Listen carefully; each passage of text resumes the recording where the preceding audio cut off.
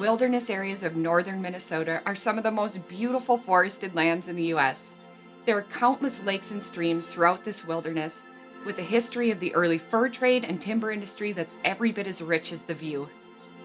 As you wander through these forests, it's hard to realize that most of the old growth timber was harvested well over 100 years ago, and most of the trees you see today have reforested these northern woods relatively recently.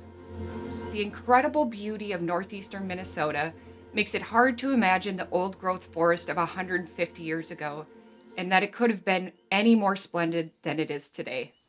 Hi, Erin here from TSA Knives.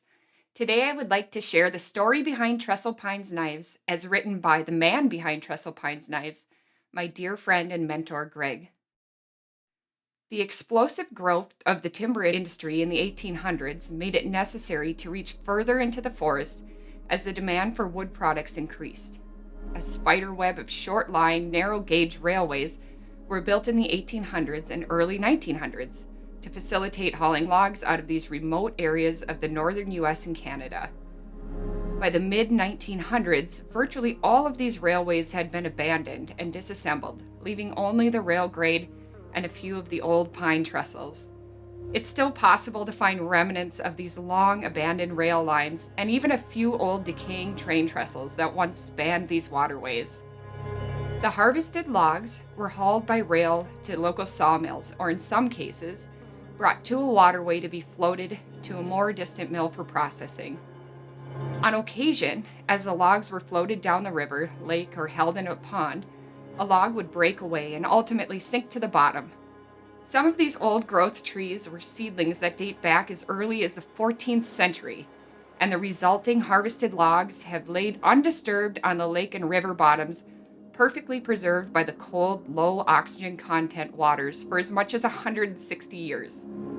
The lumber from these logs has become highly desirable to woodworkers around the world for building everything from high-quality furniture to musical instruments. The reason is the old growth timber grew and matured in heavily canopied forests that naturally slowed the growth process. Competition for moisture, nutrients, and sunlight in these dense forests resulted in a tighter grain and much denser wood than the wood we now harvest from our managed growth woodlands. While the cost of recovering, drying, and processing these sunken old growth logs is incredibly high compared to currently cut wood, it's well worth it. Trestle Pines Knives is the byproduct of years spent fishing, hunting, and camping in the Wilderness Lakes region of northern Minnesota. Every single trip to the northeast tip of Minnesota required some sort of pocket or belt knife for cleaning game, trimming brush, making repairs, setting up camp, preparing our meals, and countless of other jobs. During the 40-plus years of enjoying that country, my appreciation for a quality knife I could rely on became a driving force behind putting the pieces together to form a line of knives bearing the tag stamp Trestle Pines Knives. One of the northern lakes we fish has the remnants of an old trestle that once spanned a long, narrow portion of the lake. Long abandoned, this was part of one of the rail lines that carried some of this old growth timber out of the forest in the late 1800s. While it's officially recognized as Pine Lake, it's locally known as Trestle Pine Lake. Slowly but surely, the idea grew to combine my love of the North Country and appreciation of a functional knife and the utilization of some of the wood that makes up the forest area all started to take shape.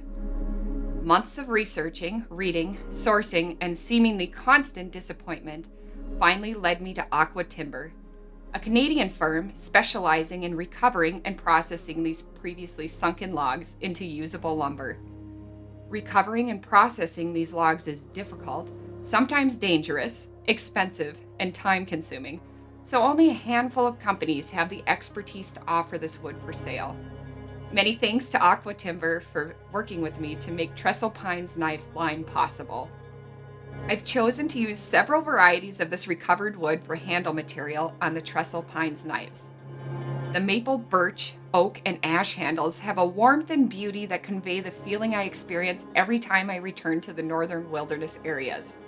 To the best of my knowledge, Trestle Pines knives are the only knives using this unique wood for handle material. The blades of the Trestle Pines knives are made only from the highest quality steel and materials. Blade steels will include the popular 1095, the tougher than nails D2, and the high quality S30V and 154cm. I've made an effort to use the blade steels appropriate to the intended purpose of each knife that will not only be durable and easy to maintain, but also have excellent edge holding properties as well. It is my hope that along with many of our products, the Trestle Pines knives will become a travel companion on your outdoor adventures and a trusted everyday carry on your belt or in your pocket. It's an opportunity to carry a quality cutting tool with a unique connection to history. They are designed and built to be used, not made to be laid in a display case collecting dust. Over years of use, they'll continue to develop even more character and hopefully be passed on to another generation with a piece of your own history attached to it.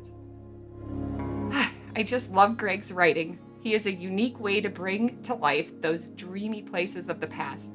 There are still some Trestle Pine knives out there on the market, and I'm hoping to see some new releases coming soon. Thank you for joining. Please click and like the subscribe buttons below.